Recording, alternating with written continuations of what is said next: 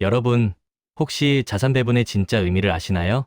투자를 하다 보면 누구나 한 번쯤 이런 고민에 빠지게 됩니다. 어떤 주식이 오를까? 이 종목 지금 사면 대박 날까?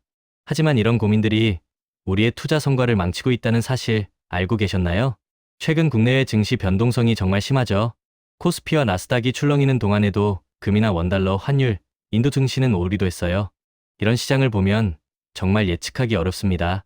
전문가들도 시장을 예측하려는 시도를 멈추고 모든 상황에 대비하는 자산 배분 투자에 집중해야 한다고 조언하고 있습니다. 투자의 구루, 워렌 버핏도 이런 말을 했죠. 투자의 이원칙은 돈을 잃지 않는 것이고 이원칙은 이원칙을 잊지 않는 것이다. 결국 예측 불가능한 시장에서 우리의 소중한 자산을 지키고 꾸준히 불려나가기 위한 가장 강력한 전략이 바로 자산 배분입니다.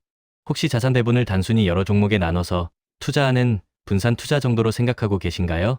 물론 분산 투자도 자산 배분의 중요한 한 부분이지만 자산 배분은 그보다 훨씬 더 깊고 전략적인 의미를 가지고 있습니다.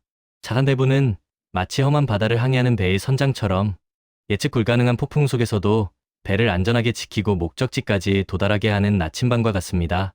단지 여기저기 흩뿌리는 게 아니라 각각의 자산이 가진 특성과 시장 상황을 고려해서 최적의 조합을 찾아내는 것이죠. 그럼 왜 자산 배분이 이렇게 중요할까요? 첫째, 시장의 변동성에 대처하는 최고의 방어막입니다. 생각해보세요. 주식시장이 급락해도 채권 가격이 오르거나 금값이 뛰는 경우가 많습니다. 자산 배분은 이렇게 성격이 다른 자산들을 적절히 섞어서 한쪽이 흔들릴 때 다른 쪽이 지지해주는 효과를 냅니다. 마치 여러 개의 보험에 가입하는 것과 같아요. 하나가 망가져도 다른 보험으로 손실을 만회할 수 있는 거죠. 실제로 지난 급락장이나 변동성장에서 자산 배분, 투자를 한 투자자들은 손실과 변동성을 크게 낮출 수 있었다고 합니다. 하나은행은 이 자산 배분 원칙과 리스크 관리 체계를 적용해서 퇴직연금 부문에서 3분기 연속 1위를 차지하기도 했어요.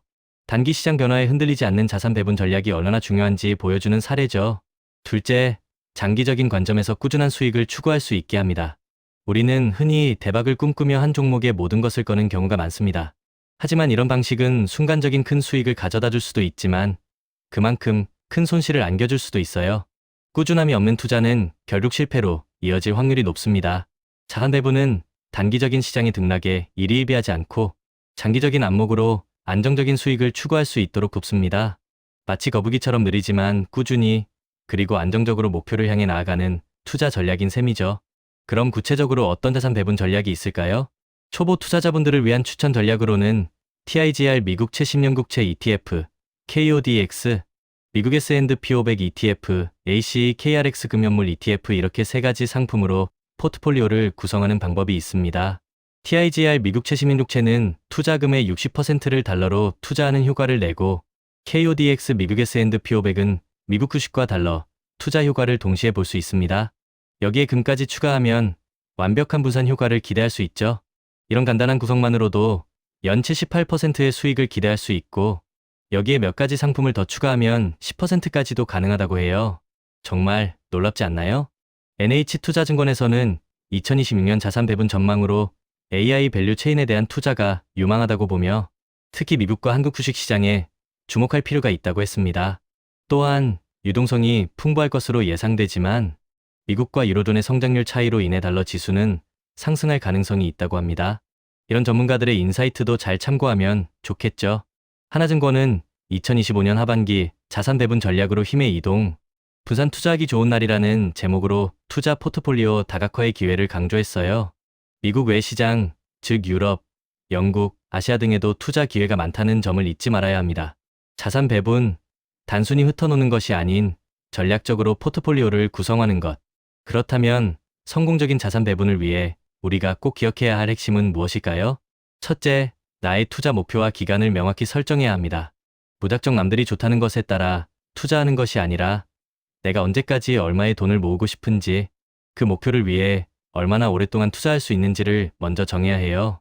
이게 바로 자산 배분의 첫 단추입니다. 둘째, 다양한 자산군에 대한 이해를 넓혀야 합니다. 주식, 채권, 금, 부동산, 대체 투자 등 각각의 자산군이 어떤 특성을 가지고 있고 어떤 상황에서 강세를 보이는지 알아야 합니다. 그래야 위기 상황에서 서로를 보완해 줄 수 있는 조합을 만들 수 있어요. 셋째, 정기적인 리밸런싱은 필수입니다. 시장 상황은 늘 변합니다. 처음 설정한 자산 배분 비율이 시간이 지나면서 흐트러질 수 있어요. 예를 들어 주식시장이 크게 올라서 주식 비중이 너무 커졌다면 일부 주식을 팔아서 다른 자산의 비중을 늘려주는 거죠.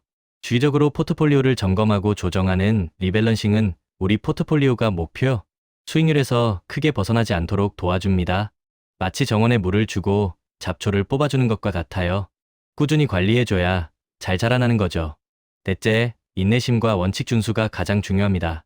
자산 배분은 단기간에 큰 수익을 안겨주는 마법 지팡이가 아닙니다.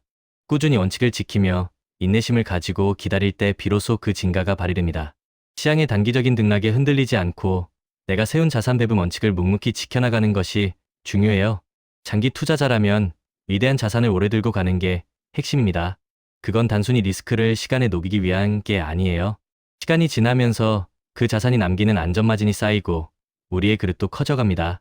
처음엔 몇십만 원 빠져도 머리가 띵했는데 어느 순간 몇천만 원 왔다 갔다 해도 무덤덤해지고 결국엔 수억 단위 변동에도 평정심을 유지하게 됩니다.